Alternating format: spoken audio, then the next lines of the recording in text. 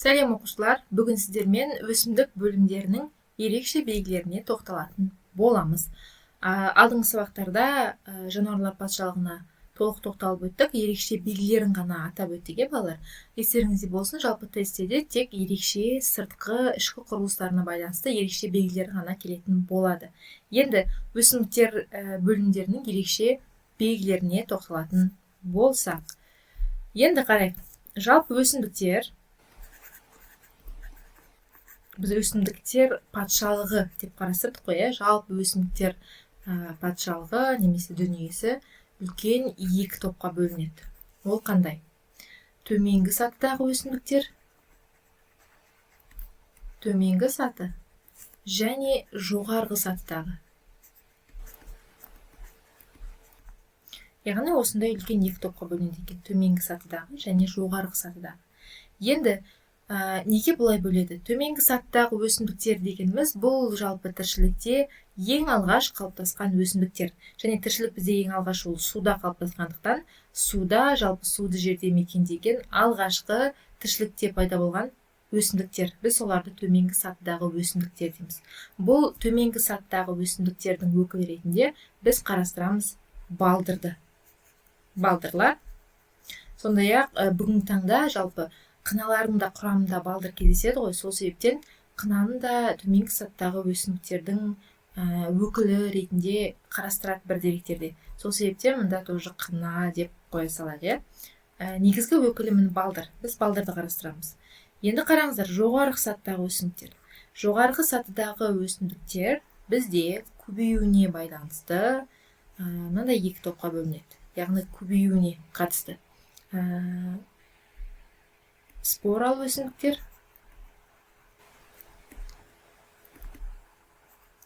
және тұқымды өсімдіктер.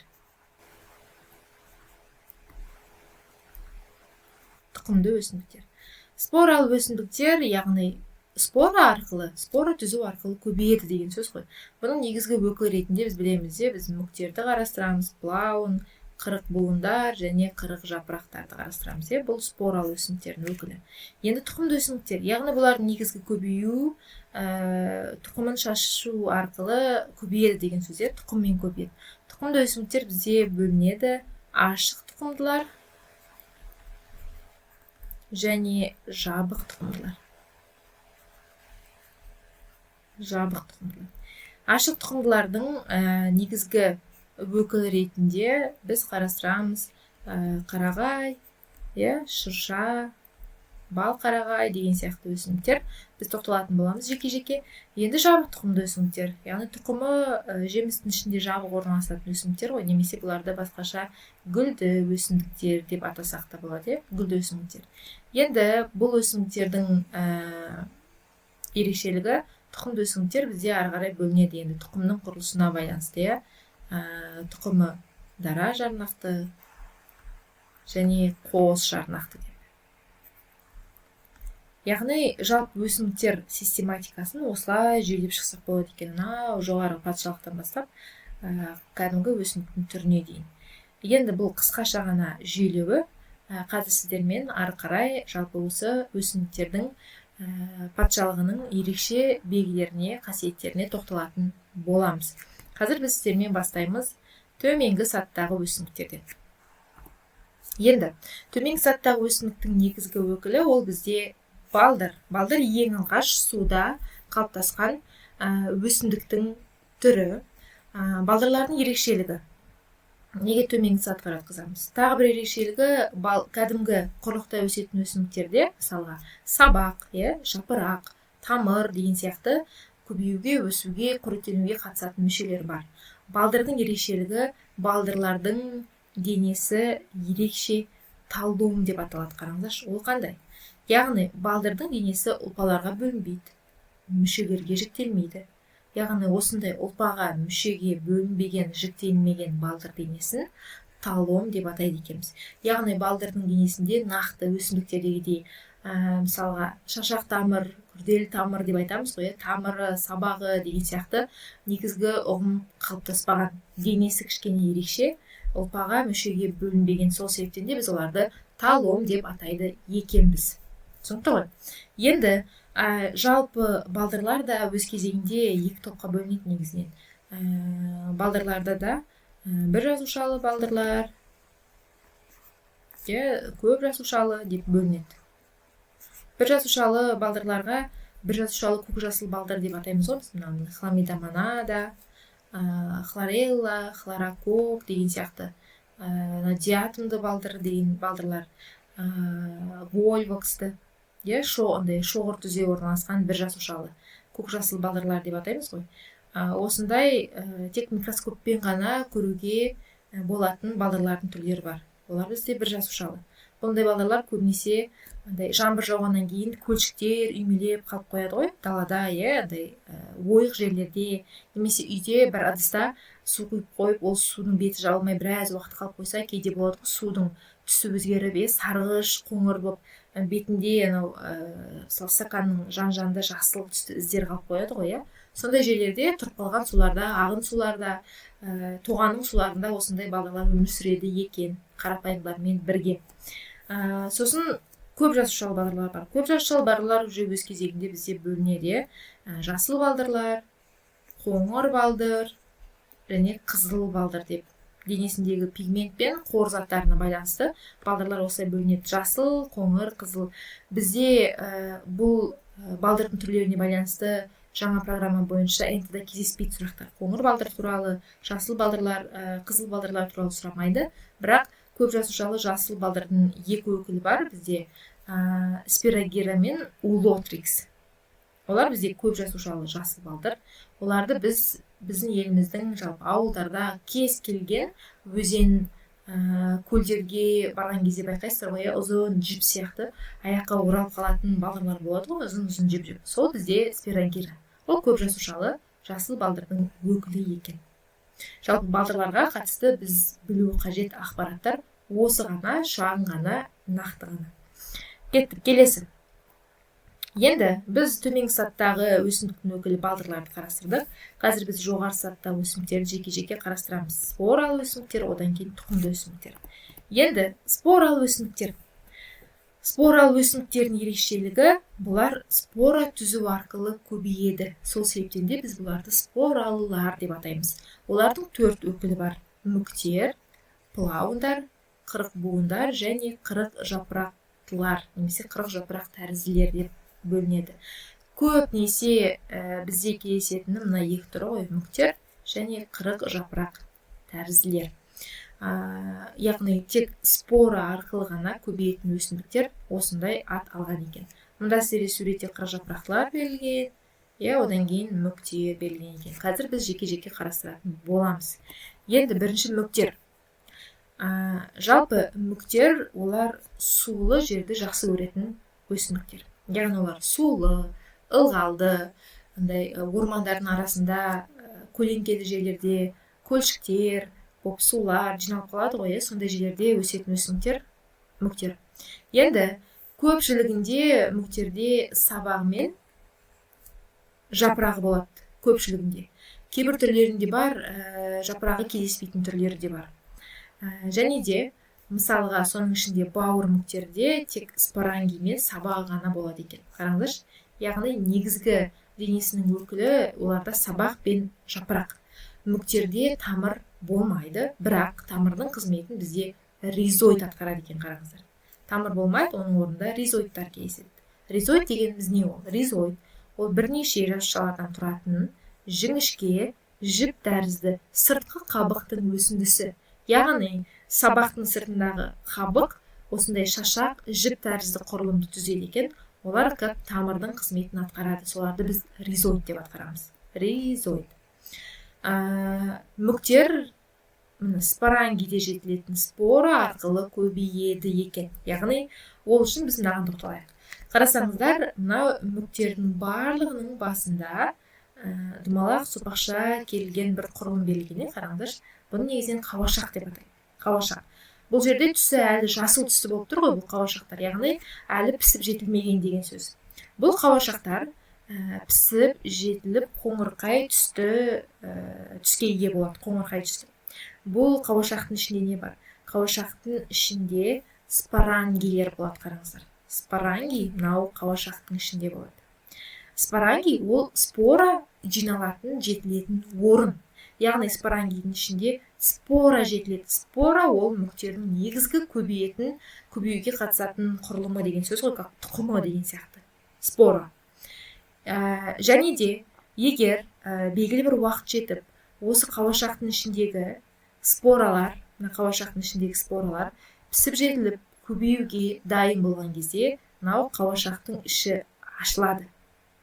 Қауашақ ашылады да пісіп жетілген споралар сыртқа қарай шашылады кәдімгідей. Сөйтеді да олар жерге түседі да жәндіктер арқылы, жел арқылы таралып, осындай ылғалды, дымқыл топырағы ылғалды жерге түссе, ол жерден мүктер қайтадан өсіп өніп кете береді екен. Мүктер көбінесе қатты көлеңкені сүйетін өсімдік ретінде қарастырамыз. Сол себептен бұндай мүктерді көбінесе қарағайлы ормандарда плаун мүктерді кездестіруге болады, жиі кездестіруге болады. Құрлықта да, бірақ ашық алаңдарда да өсетін түрлері бар, ол түрлеріне қатысты. Енді мүктер байқасаңыздар, бойлары өте кішкентай ғана келеді, бірнеше сантиметрге дейін ғана барады. Неге? Өйткені мүктерде өткізгіш жүйесі мен тірек ұлпалары қалыптаспаған, дұрыс жетілмеген. Өткізгіш ұлпаның дұрыс жетілмеген себебі оларда тамырының жоқ болуы. Тамыр білеміз, оларда ксилемасы бар, флоема бар деген сияқты жер астынан жер үстіне, жер үстінен жер астына қарай заттарды тасымалдау қызметін атқаратын. Тамыр болмағандықтан да заттар өтіп тасымалдана алмайды. Тірек ұлпалары жоқ, сол себептен де мүктердің бойлары қысқа, аласа келеді. Кейбір түрлерінде жапырақ сияқты формалары да бар. Ондай түрлерінде сабақ мүлдем кездеспейді екен. Жалпы мүктерге қатысты осындай ерекшеліктерді білу қажетпіз. Келесі плаундар және қырықбуындар. Неге екеуін бірге қарастырамыз? Өйткені плаун мен қырықбуын туралы өте аз деректер кездеседі. Жалпы мынау плаун.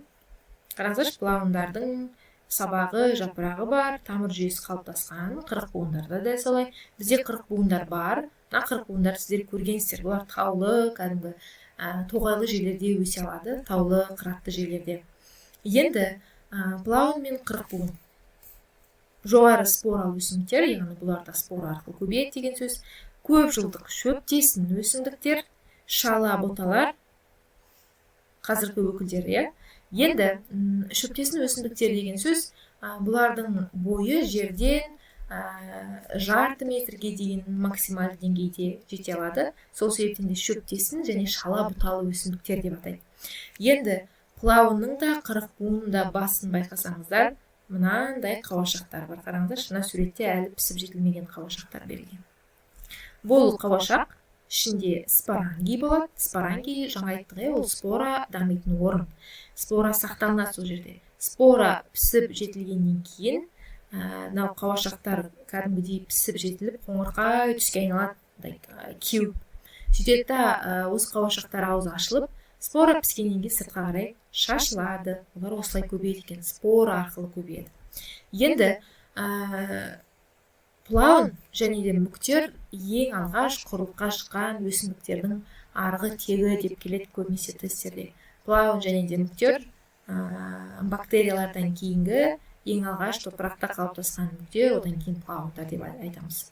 Қырықбуындар, қырық буын деген сөзден шығып тұр, қараңыздаршы, мағынасы. Яғни буыны өте көп, буын мен буын аралығынан тұрады деген сөз. Қараңыздаршы, мына буын, мына жерде екінші буын, мынау мысалы буын аралығы. Екінші буын мен үшінші буын, мынау буын аралығы, қараңыздар. Осындай көп буынақтардан тұратын болғандықтан қырық буын деп аталған екен. Жақсы.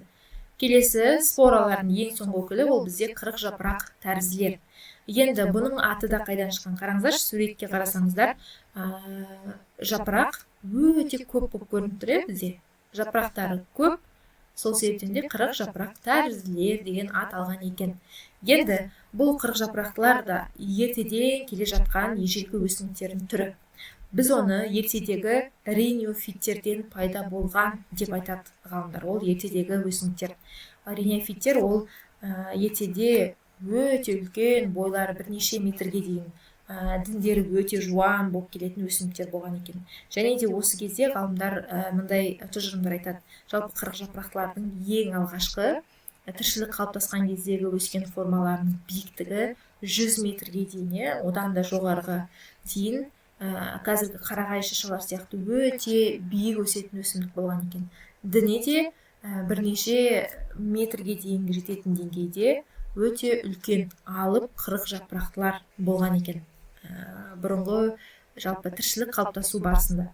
Және де сол байқасаңыздар бүгінгі таңда біздің елімізде осы қырық жапырақтың усасыр қырық жапырағы деген түрі кездеседі.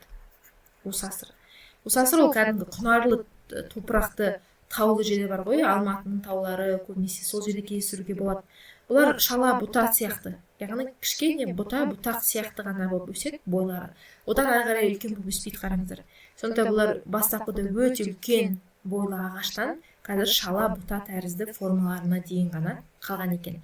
Яғни эволюция барысында бұлар керісінше регресске ұшыраған өсімдіктер деп айтады. Сонымен қатар сол ертедегі үлкен болып өскен қырық жапырақтылардың жойылған түрлері кезінде топырақтың құрамына түсіп, топырақ қабатын түзген дейді. Топырақтың қуыстарында қазіргі тас көмір қорын түзеді деп айтады. Яғни тас көмір деген ол кәдімгі үйге жағып жүрген көмір ғой, қара көмір. Байқасаңыздар, көмір ол ерекше құрылымды, тас сияқты қатты деп те айта алмаймыз. Ол жерге егер қатты тисе, ол ұматылып майдаланып кетеді. Отқа тез жанады, отқа тұтанады, отқа жанған кезде ол сыртқа энергия жылу бөле алады. Қараңыздар, ол өсімдікке тән қасиеттердің бірі ғой. Сол себептен ғалымдар солай топшалайды. Яғни қазіргі біздің жердің астынан алып жатқан тас көмір, кезіндегі мұнай деген сияқты, соның барлығы осы ағаштардың ертедегі формасының топырақ құрамында қалып қойып, түрленіп, осы бүгінгі таңдағы осындай тас көмір сияқты құрылымдарға айналған деп айтады. Біздің елімізде көп жылдық шөптесін, бұта тәріздес түрлері бар. Ол жаңағы мен айтқан усасыр қырық жапырағы. Бұлардың да көбею мүшесі спорасы, және де бұлардың спорасы дамитын орынды споранги немесе сорус деп атайды. Және де қырық жапырақтылардың ерекшелігі олардың споралары дамитын орны споранги немесе сорус деп келеді. Ол жапырақтың дәл астында болады екен. Мынау жапырақ астында орналасқан спорангилер немесе сорустар. Осылардың ішінде спора дамиды. Мыналар емес спора, қараңыздар, мынау споранги. Бұлар пісіп жетіліп осылай қоңырқай түске айналған кезде мыналар ауыздар ашылады да ішінен споралар сыртқа қарай шашылады екен. Түсінікті ғой, яғни ерекшелігі де осыда. Жапырақтың астында споралары дамиды, жетіледі. Және де тағы да бір ерекшелігі осы қырық жапырақтылар споралы өсімдіктердің ең соңғы өкілі ғой. Және ол ашық тұқымдыларға, яғни бүгінгі таңдағы шырша, қарағай дейтін қылқан жапырақты өсімдіктер бар ғой, соларға бастама берген өсімдіктер деп атайды. Яғни ашық тұқымдылардың арғы тегі қырық жапырақ тәрізділер деп тесте келеді. Мұқият қараймыз осы үшін. Жақсы, осымен споралардың 4 өкілінде қарастырып біттік. Енді қазір сіздермен тұқымды өсімдіктерге тоқталатын боламыз. Енді жалпы тұқымды өсімдіктер, яғни бұлар көбею үшін тұқым қажет деген сөз. Көбеюдің негізгі мүшесі ол тұқымдары. Тұқымды өсімдіктер өз кезегінде екіге бөлінеді, ашық тұқымдылар және жабық тұқымдылар. Біз қазір сіздермен қарастырамыз ашық тұқымдыларды. Енді көз алдымызға елестетіп отыру үшін немесе суретке қарап отырайық, ашық тұқымдылардың өкілі кімдер десе біз айтамыз: қарағай, бал қарағай, шырша, арша деген сияқты осы 4 өкілі негізгі тесте кездеседі. Енді қазір біз мысал ретінде шыршаның, қарағайдың ағаштарын алып қарастыра береміз. Енді ашық тұқымдылар, бұлар тұқымды қырық жапырақтылардан пайда болған. Яғни арғы тегі тұқымды қырық жапырақтылар. Бұлардың көбею мүшесі тұқым, яғни тұқымы бар, және ол тұқым бүрдің ішінде сақталады деген сөз. Бүр дегеніміз мынаны. Шишка дейміз ғой, бүр. Көбею мүшесі тұқымды бүрі.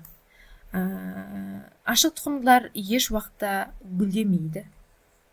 Олар жеміс түзбейді. Әдемі хош иісті гүлдер ешқашан ашылмайды, жемістері болмайды. Олардың гүлі де жемісі де бүрі ғой міне. Мына бір оларда гүлдің де жемісінің де қызметін атқарады. Және оларда мықты тамыр, мықты сабақ бар міне. Мықты берік сабағы бар. және жер асты топырақтың құрамында мықтылық беріктігін ұстап тұратын мықты тамыры бар. Жапырағының ерекшелігін қарайықшы. Жапырағы қылқан тәрізді, ине тәрізді жапырақтары бар. Міне, ұзын жіңішке ине тәрізді, қолға тиіп кетсе кәдімгі ине сияқты тітіркендіргіш тудыратын осындай құрылымды жапырақтары бар екен. Және оның түрлері берілген. Міне, шырша қарағай, бал қарағай, арша деген түрлері берілген.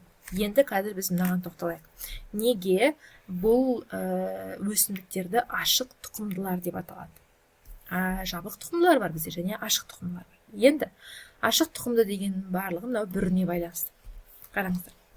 Ең алғаш жалпы осы қарағайлар күзде өсіп жетіліп қалыптасып жатқанда, көбейіп жатқан кезде біз жас қарағайлардан мынандай бүрлерді байқаймыз. Байқасаңыздар. Негізі ашық тұқымдыларда бүрдің екі түрі болады. Аналық бүр, аталық бүр. Және үнемі тұқым жетіп пісіледі, ол аналық бүрдің ішінде. Екеуінің айырмашылығын қайдан білуге болады? Аналық бүрдің түсі қоңырқай қызыл түсті болады. Мінекей мынандай. Аталық бүрдің түсі ол сарғыш қоңыр түсті болып кездеседі. Және аталығы көбінесе негізгі өркендерінде өсіп тұрады, негізгі бұтақтарында.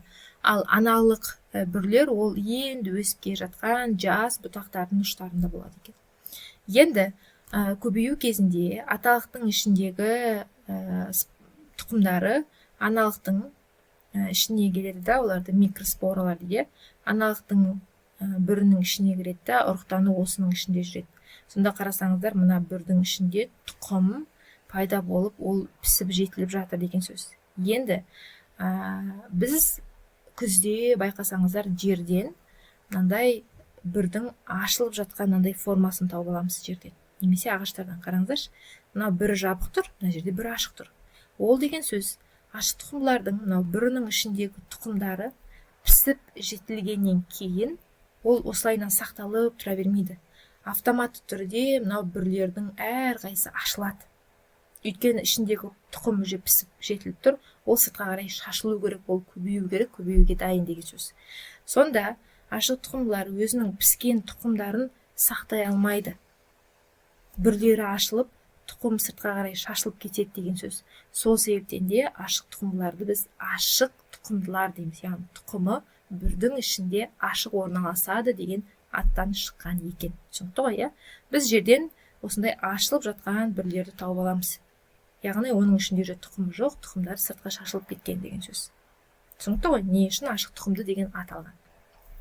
Сосын күзде қарай тиындар, ағаштарда осындай шишкаларды жинап жүреді ғой. Өйткені олар ішіндегі дәндерін, тұқымдарын қорек етеді екен өздеріне, сол ішінде. Ашық тұқымды деген осы үшін солай аталады екен. Мынау олардың ерекше белгілері. Осы ерекше белгілерді жатқа біліп аламыз, иә? Олар тұқымды қырықжапырақтардан пайда болған, көбею мүшесі бүрі, тұқымды бір, яғни жеміс түзбейді, гүлдемейді, мықты тамыры бар, берік сабағы бар, қылқанды ине тәрізді жапырағы бар. Олардың түрлері шырша, қарағай, бал қарағай және арша. Келесі қарастырамыз біз жабық тұқымдылар. Жабық тұқымды немесе гүлді өсімдіктер дейміз. Неге бұларды жабық тұқым деп аталады? Біз жаңа ашық тұқымдылар неге ашық екенін қарастырдық, өйткені тұқымдары бүрдің ішінде ашық орналасады. Енді жабық тұқымдылардың ерекшелігі. Жабық тұқымдылар байқасаңыздар гүлді өсімдіктер, яғни барлығы гүлдейді. Сөйтеді да олардың тұқымы сол гүлдің ішінде орналасады ғой. Сол себептен оларды жабық тұқымдылар дейді. Ол қандай? Оған толық сипаттама беру үшін біз қазір гүлдің құрылысына сипаттама беріп өтейік, иә? Енді жалпы кез келген гүлді өсімдіктерде көбеюге қатысатын негізгі мүшесі ол оның гүлі. Енді гүлдің мынау жіңішкерген жері, мынау сабаққа бекінетін жіңішке жері, бұны гүл сағағы дейді. Гүл сағағы. Мынау гүлдің күлтелерінің дәл астында орналасқан 7 деген номерде бұл бізде тостаған. Тостаған жапырағы. Тостаған жапырағы. Енді тостаған жапырақтың қызметі ол гүлдің ішкі мүшелері бар ғой, аталығы, аналығы, күлтесі барлығын сыртынан қорғап тұру, қоршап тұру, қорғау қызметін атқарады екен. Келесі күлте жапырақшалары. Мынау 8 деген номермен берген, ол бізде күлтесі. Күлте бізде әр өсімдікте әртүрлі. Қызыл түсті, ақ түсті, сары түсті, күлгін түсті. Оларды бояуға да болады, білесіздер, түрлі түсті қылып. Күлтенің ерекшелігі ол хош иісті. Күлте өзінің төменгі жағында без бөлетін арнайы тесіктері болады. Сол безден хош иістер бөлінеді да, осы күлте тәтті иістің көмегімен жәндіктерді өздеріне қарай еліктіріп шақырады. Ол көбею процесі үшін, тозаңдану процесі үшін қажет екен. Яғни күлте жапырақшасы ол әдемілік үшін қажет. Әдемілік береді, хош иіс береді, нұрландырады, көбею процесінде негізгі рөлді атқарады екен. Және гүлдің ішіндегі негізгі көбеюге қатысатын аталығы мен аналығын қоршап тұрады сыртынан. Күлтесі де, тостағаны да. Енді гүлдің ішіндегі негізгі көбеюге қатысатын мүшелеріне тоқталамыз. Ол бізде аталығы және аналығы. Бізде мында сары болып, ұзын болып берілген, ол бізде аталық жіпшелер. Аталықтары. Көбінесе көп өсімдіктердің аталықтары көп болады, аналықтарына қарағанда. Аталықтары әсіресе көбінесе сарғыш түсті болады. Аталықтың құрылысы екі түрлі құрылымнан тұрады. Қараңыздаршы, 4 деген номермен берілген, ол аталық тозаң қап. Аталық тозаң қабы. 5 деп тұрған, ол тозаң жіпшесі. Тозаң жіпшесі. Тозаң жіпшесінің қызметі байқасаңыздар, аталық тозаң қапты, немесе тозаңдықты биікке көтеріп тұр, биікке көтеріп ұстап тұру. Жіпшенің қызметі сондай. Тозаңдық немесе тозаң қап. Оның қызметі, оның ішінде көбеюге, тозаңдануға қатысатын майда-майда тозаңдар болады. Тозаң ол аталықтың жасушасы ғой, жыныс жасушасы деген сөз. Сол тозаңды жинайтын қап, қапшық деген сөз. Соны тозаңдық немесе тозаң қап дейміз. Неге аталық жіпше тозаң қапты жоғарға көтеріп тұрады? Өйткені байқасаңыздар, аналық биік орналасады. Сол аналыққа жеткізіп тұру үшін жіпше тозаң қапты биікке көтеріп тұрады екен. Келесі көбеюге қатысатын негізгі мүше ол бізде аналығы. Ортада жасыл болып тұрған ол аналық. Аналық көбеюге қатысатын ең негізгі мүше. Аналықтың құрылысы 3 түрлі бөлімнен тұрады. 3 деген номермен аналықтың аузы берілген. Аналықтың аузы, аталық тозаң қаптан келген тозаңды ұстап қалу қызметін атқарады. Яғни ұстап, тозаңды өзінде ұстап сақтап қалады. Сөйтеді тозаңдану процесі жүреді. Яғни аталық тозаң аналықтың аузына келіп түседі ғой, сол процесі біз тозаңдану дейміз. Яғни аналықтың аузы тозаңды ұстап қалуға, қайтып жібермеуге бейімделген деген сөз. Және де аталықтың жаңа тозаң жіпшесін айттық қой, тозаңдықты биікке көтеріп тұрады деп. Неге? Өйткені аналықтың аузы биікте орналасқан ғой, сол себептен биікке көтеріп тұрады. Келесі 2 деген номермен берілген, ол аналықтың аузы. Аналықтың мойны, мен аузы деп жүрмін, аналықтың мойны. Мойнның қызметі ол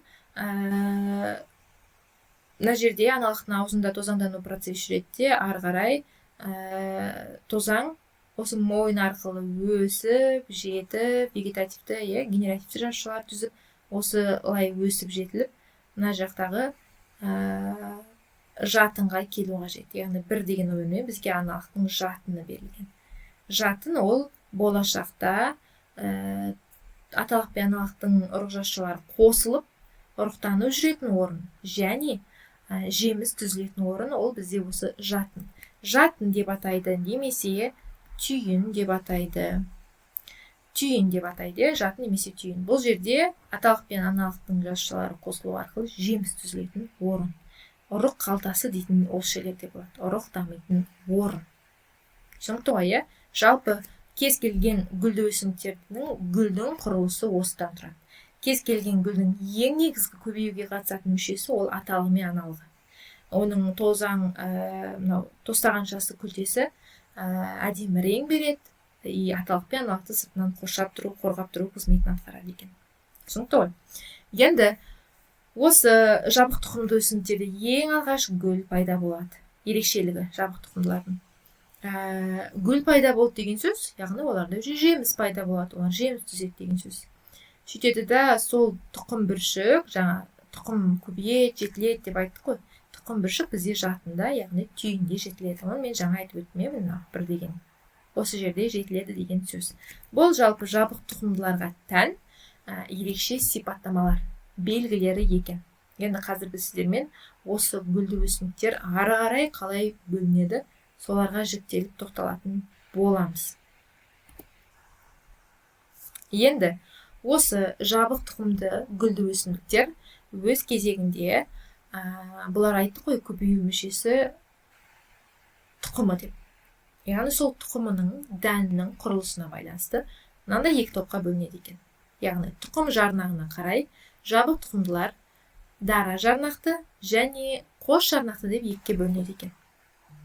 Ол қандай өсімдіктер, қазір бірге тоқталатын боламыз. Енді бірінші дара жарнақты өсімдіктер. Жалпы дара жарнақты өсімдіктер, байқасаңыздар, неге дара? Дара ол бізде жалғыз, біреу ғана деген мағынаны білдіреді. Дара жарнақты өсімдіктердің тұқым жарнағы біреу ғана болады екен. Бір ғана тұқым жарнағы бар. Ол қандай? Жалпы тұқым қандай құрылымнан, қандай құрылыстан тұрады? Кез келген тұқымның сыртында қауызы болады. Қауызы немесе қабығы. Сіз дара жарнақты дегенде бір ғана тұқымы бар бидайды елестетіп отырыңыз, күрішті елестетіңіз, тарыны, сұлыны елестетіп отырыңыз, жүгеріні. Яғни тұқымы дара, біреу ғана. Біз оны ортасына бөле алмаймыз, 2 симметрияға жіктей алмаймыз, бір тұтас бірігіп кеткен жүйеден тұрады деген сөз. Кез келген сол тұқымның сыртында қауызы болады. Сосын оның ішінде, әсіресе дара жарнақты өсімдіктердің тұқымының ішінде көп бөлігін бізде эндосперм алып жатады. Эндосперм ол қор жинайтын орны. Дара жарнақты өсімдіктердің барлығының тұқымының ішінде қор жиналатын орын эндосперм болады. Хромосома жиынтығы 3n, эндосперм. Эндосперм дегенді бір сөзбен былай айтуға болады. Қараңыздаршы, мысалға, бидай. Бидайды біз диірменге апарып, жарып, оның жармасын бір бөлек алады. Оның ішіндегі ақ ұнтағын бөлек алады, одан ұн жасаймыз біз. Дәл солай күрішті қараңыздаршы, балалар. Күрішті біз суға жуамыз да, одан салат та істейміз, тамақ та істейміз. Біз сол күрішті сол күйінде жейміз. Кейін күрішті егетін кезде сол күрішті алып егеді. Сонда біз жеп жатқан күріш неге тойымды? Неге оның құрамында крахмалы бар? Неге оның құрамында дәрумені, витамин бар дейміз? Өйткені ол дәннің ішінде уже эндосперм бар, қор заты. Соны жеп біз қорек аламыз өзімізге. Сондықтан ғой, кез келген ол жүгерінің ішіндегі бидай, тары бар, сұлы бар, арпа бар, қара бидай, барлығының сол дәннің ішіндегі көп бөлігін эндосперм алып жатады. Және мына жерде кішкентай ғана бір тұқым жарнағы болады. Жарнағы осы жерде. Сол тұқым жарнағының бір бөлігінде мына жерде кішкене дамитын ұрық болады. Ұрық. Ол ұрықтан алғашқы тамыр шығады, алғашқы сабақша шығады, мына жерде алғашқы түйін дегендер осы жерде қалыптасады. Сөйтіп жерге түсіп, осындай дән егеміз ғой біз. Дән жерге түскен кезде осы жарнағының қуысында алғашқы ұрық қалыптасатын орын болады ғой. Сол ұрықтан қорек, су, жарық жеткілікті болғанда алғашқы тамыр шығады, алғашқы кішкене сабақ, бүршік қалыптасып, солай дән өнеді екен жерде.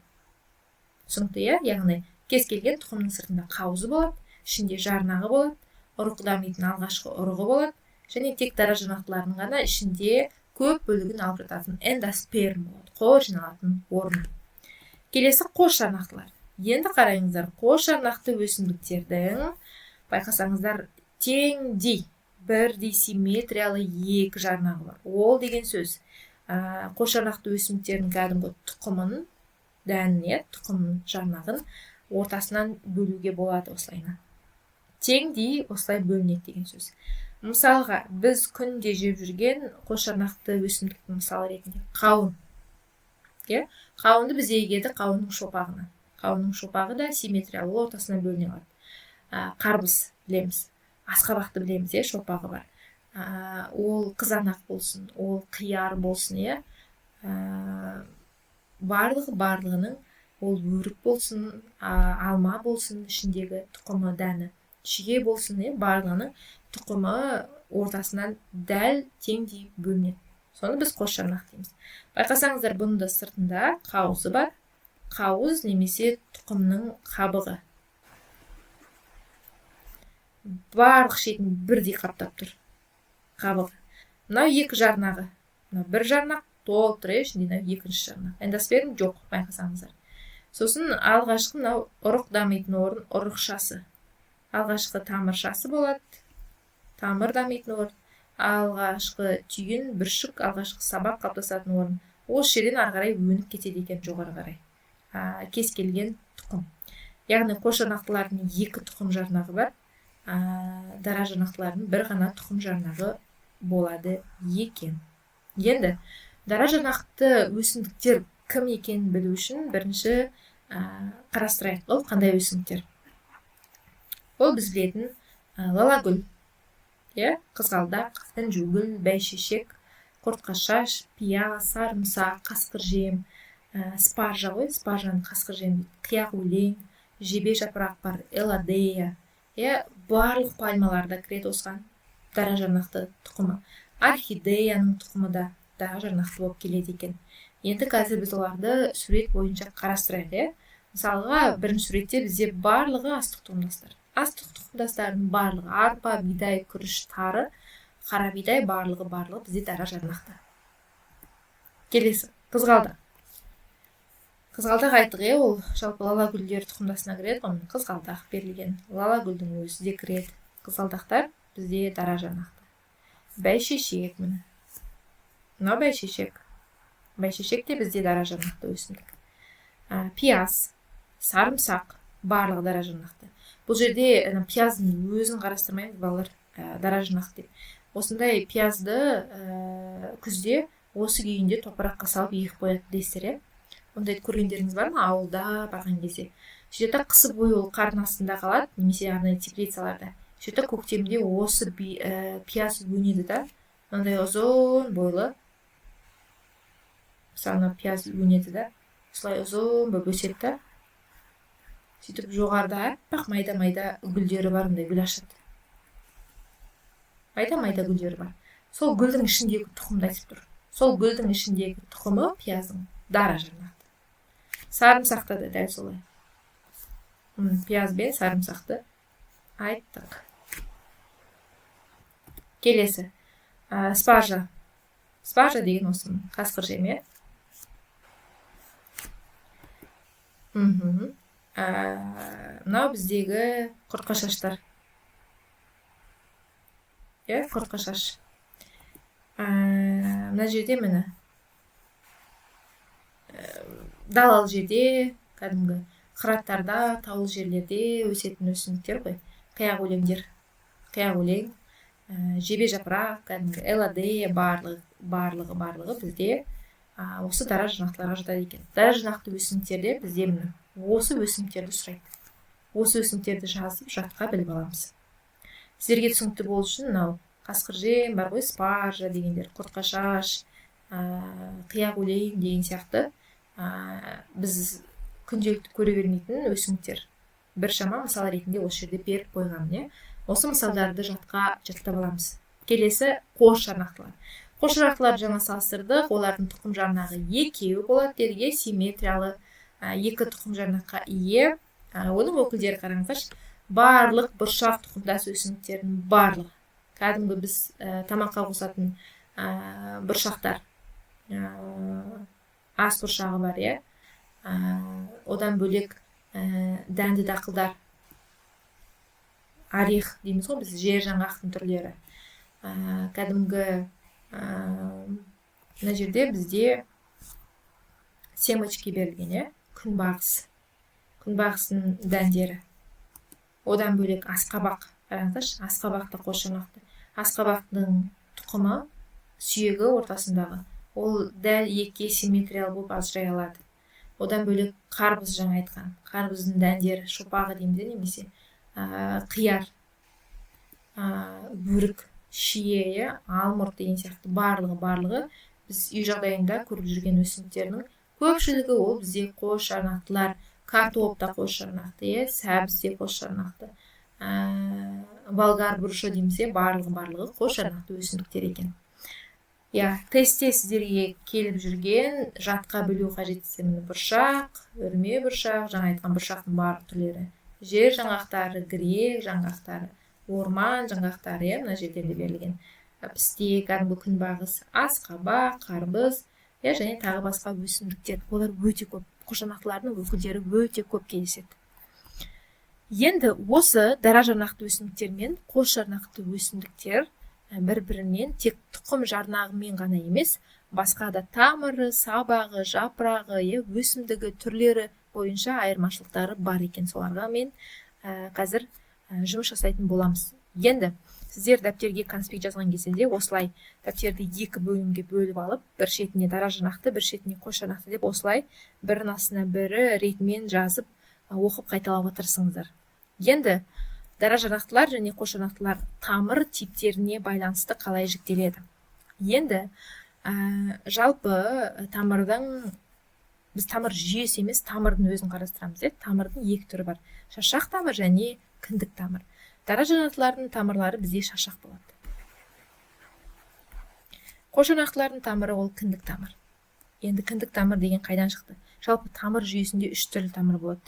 Мысалы, кез келген бір тамырды салатын болсақ, тамыр жүйесінде үш түрлі тамыр болады. Негізгі тамыр дегеніміз көзге анық, айқын көрініп тұратын тамыр, кәдімгі. Мысалға, сәбіз негізгі тамыры анық білінеді, қызылшаның негізгі тамырлары.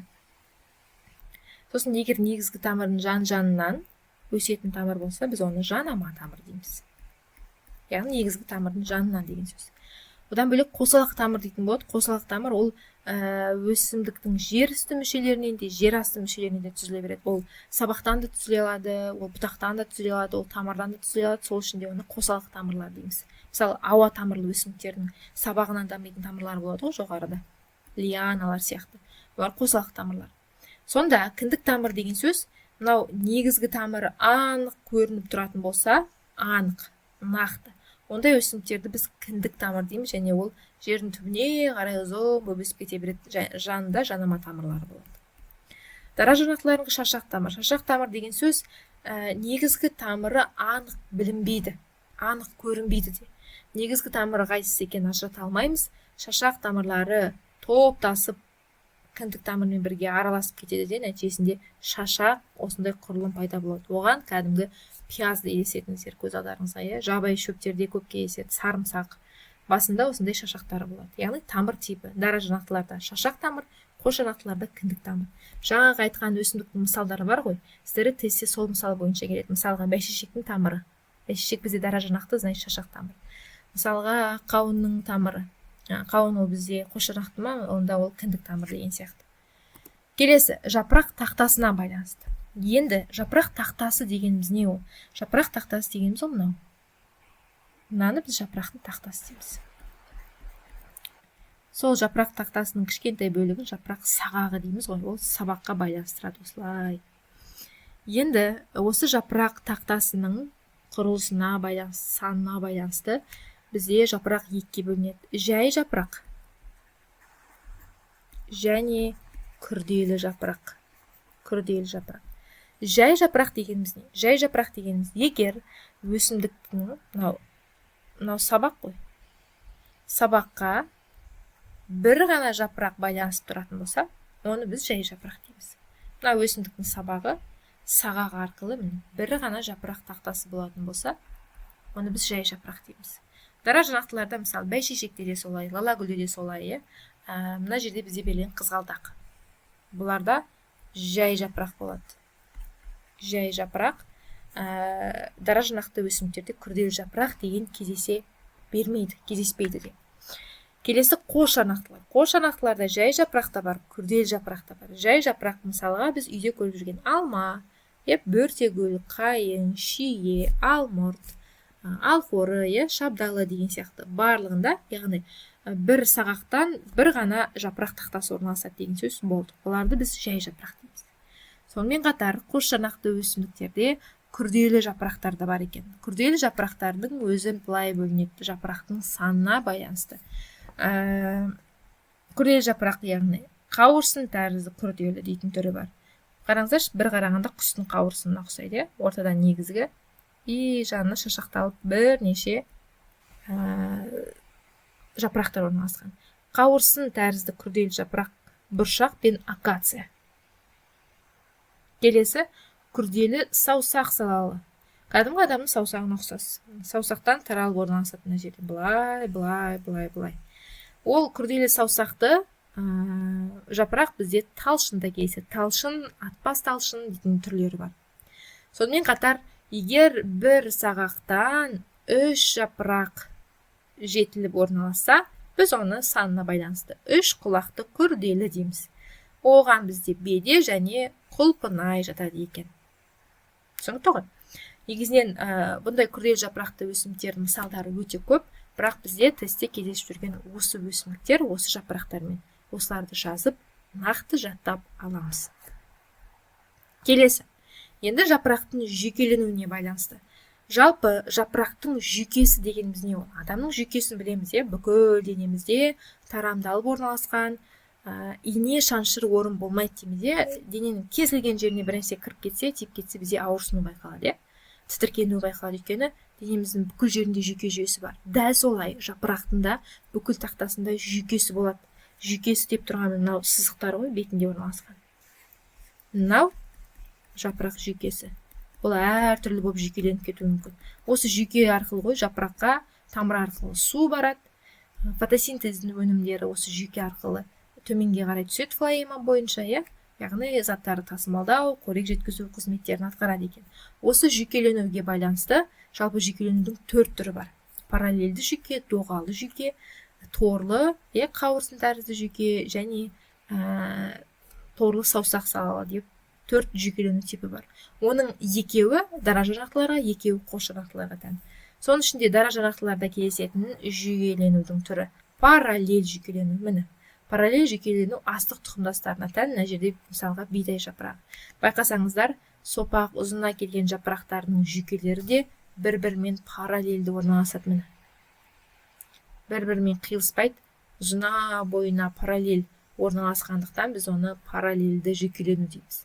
Келесі доға тәріз. Доға тәріз дегеніміз кәдімгі білеміз ғой, математикада үйрететін еді, бұрын шеңбердің андай сызық түзілсе, мына мысалға доға сызығы деп айтатын едік. Доға яғни жарты ай тәріз деген сөз. Яғни доға тәрізді жүйкелену бізде жүйке жапырақтың ұшынан басталады да, бір-біріне қосылмай жеке-жеке барып ұшында бірігеді. Ортасында бірікпейді да, бірақ жоғарғы төмен ұштарында бір-бірімен бірігеді, сонда ай тәрізді форма қалыптасады. Бұған біз мысал ретінде жол желкенді айтсақ болады. Жол желкен, оның жапырағы осындай доға жүйкелі. Астық тұқымдас өсімдіктер, оның ішінде бидай келеді сіздерге тестте. Ол параллель жүйкелену тән екен. Келесі қошырнақты өсімдіктердің жапырағы. Қошырнақты өсімдіктердің жапырақтарында жүйкеленудің 2 түрі бар. Соның бірі торлы қауырсын. Торлы қауырсын деген құстың қауырсынына ұқсайды. Ортада негізгі жүйкелену, одан жан-жаққа мынандай жүйке кеткен құстың қауырсыны сияқты шашақталып. Оған емен, алма, жөке, қайың, қарағаштар кәдімгі үйеңкі және түймедақ жатады екен. Осындай торлы келеді қауырсын тәрізді. Келесі торлы саусақ тәрізді. Пішіні саусақтың құрылысына ұқсайды. Бұл уже жүйкеленуіне байланысты. Қараңыздар, жүйкесі бір жерден басталынады, қолдың саусақтары сияқты жан-жаққа тарамдалады. Бұған жатады, бұлар тестте өте жиі кездеседі. Канада үйеңкісі, бегония, қазтабан, майсана және жүзім. Жүзімнің жапырағында ерекшелігі байқасаңыздар міне. Осылай кеп орналасады. Сөйтіп осылай бір жерден басталып жүйкеленеді ғой былайынан. Саусаққа ұқсайды. Соны саусақ салалы дейді. Саусақтың келбетіне ұқсайды, мынау құстың қауырсынына ұқсайды. Торлы деген ат қайдан шыққан? Торлы деген сөз байқасаңыздар, жүйкелері майда-майда кәдімгі дәптердің тор көзі сияқты бірінің үстіне бірі майдаланып орналасқан. Мынау дәптердің тор көзіне ұқсас болғандықтан да торлы қауырсынды дейді, немесе торлы саусақ деп атайды екен. Яғни жапырақтың жүйкеленуі де дара мен қошырнақтыларда 2 түрлі болады екен. Осылайынан. Келесі енді гүл серігі. Гүл серігіне байланысты дара жарақты мен қошырнақты өсімдіктерде айырмашылық бар. Жалпы гүл серік дегеніміз не ол? Ол үшін мына суреттерді қарайық. бірінші дара жұрнақты өсімдіктер. Гүлсерік дегеніміз ол күлте жапырақшасы, күлте плюс тостағанша екеуі бірігіп күлтені құрайды. Яғни гүлдің серігі деген сөз ғой. Тостағанша күлтені сыртынан қорғап тұрады, екеуі бірге қызмет атқарады, бір тұтас жүйе деген сөз ғой. Яғни бір-бірімен серік деген сөз. Күлте мен тостағанша. Енді дара жұрнақтылардың ерекшелігі, оларда гүлсеріктің тек біреуі ғана болады, көбінесе ол күлтесі ғана. Мысалы қараңыздаршы, кәдімгі көз алдыңызға елестетейік, мынау бәйшешек. Бәйшешектің тек күлтесі ғана бар, астында тостаған жоқ. Тюльпан кәдімгі қызғалдақта да дәл солай, лала гүлдерде де дәл солай, пияздың гүлінде де тура солай. Тек күлтесі ғана болады да, тостағаны болмайды. Сол себептен дара жұрнақтылардың гүлсерігін жай гүлсерік дейміз. Жай деген сөз гүлсеріктің тек біреуі ғана бар, ол күлтесі ғана. Қосжанақты өсімдіктерде ерекшелігі, оларда күлте жапырағы да бар, міне күлтесі. Оның астында қорғап тұратын тостағаны да бар. Яғни екі гүлсерік бірге тұтас, бірге тұр. Яғни күлтеде тостағанша да бар болатын болса, біз оны күрделі гүлсерік деп атаймыз. Яғни қосжанақтыларда күрделі гүлсерік, дара жұрнақтыларда жай гүлсерік деп осылай жіктейді екенбіз. Сонымен қатар кейбір өсімдіктер бар ғой, мысалға емен ағаштары, еменнің эволюция барысында сондай гүлдері жойылып кеткен, бірақ оларда негізі кезінде күлтесі де болған, тостаған жапырақшасы да болған. Ол негізі құрылысы бойынша қосжанақтыларға жатады, бірақ көбінесе ол гүлдемегеннен кейін оның гүлі жоқ деп дара жұрнақтыларға жатқызып жатады. Ол эволюция барысында түрін өзгертіп кішкене жойылып кеткен екен. Яғни гүлсерікке байланысты да осындай түрлері бар. Мысалға, мына жерде келесі өсімдікті қараңыздар, астында нелері бар? Күлтесі де бар, тостағанша жапырақшалар да бар. Қараңыздар, күлтесі де бар, тостағанша жапырақшалар да барлығы келеседі екен. Енді тіршілік формасына қарай. Тіршілік формасына байланысты дара жұрнақты өсімдіктердің көпшілігі бізде кәдімгі шөптесін, көп жылдық шөптесін, бір жылдық шөптесін, шала бұталы, тек пальма ғана үлкен бұтақ тәрізді болып кездеседі дара жұрнақтыларда. Қалған көпшілігінің тіршілік формасы шөп, бұта, тәріздес болып табылады. Ал қосжанақтыларда бізде шөптесін түрлері де бар, бұта тектес түрлері де бар, шала бұта тектестері де бар, және ағаш формалары да кездеседі. Яғни бұл тіршілікте кездесу түрлеріне байланысты. Сонымен қатар осы дара жұрнақтылар мен қосжанақтылардың тағы да бір ерекшелігі, дара жұрнақтылардың сабағын көбінесе біз сабан сабақ дейміз. Сабан сабақ. Сабан сабақ дегеніміз, бұлардың сабағының ерекшелігі камбий болмайды, және сабақтарының ішінде сүрек қабаты жетілмейді. Яғни сабақтарының іші қуыс кеуекті болады. Бұл пальмада да дәл солай, бұл астық тұқымдастары да барлығында осылай. Яғни оларда камбий болмағандықтан сүрек қабатта жетілмейді деген сөз. Қосжанақтылардың дінінің қабатында қабығы да, сүрегі де, камбий де, өзегі де барлығы кездесе береді екен. Жалпы балалар осы тіршілік формасымен жалпы өсімдіктерді толық жүйелеп біттік. Яғни өсімдіктер қалай жіктелді, қалай ерекшеліктері бар, әр түр өкілдерінің тек ерекше қасиеттеріне тоқталып өттік. Сіздерді тестеде осылай ерекше қасиеттері белгілері бойынша сұрайтын болады. Осы тақырыпта кішкене жаттайтын, жазып алатын, қайталайтын жерлері өте көп. Соны жазамыз міндетті түрде, қайталаймыз, өсімдіктердің аттарын жаттап алуға тырысамыз. Іске сәт.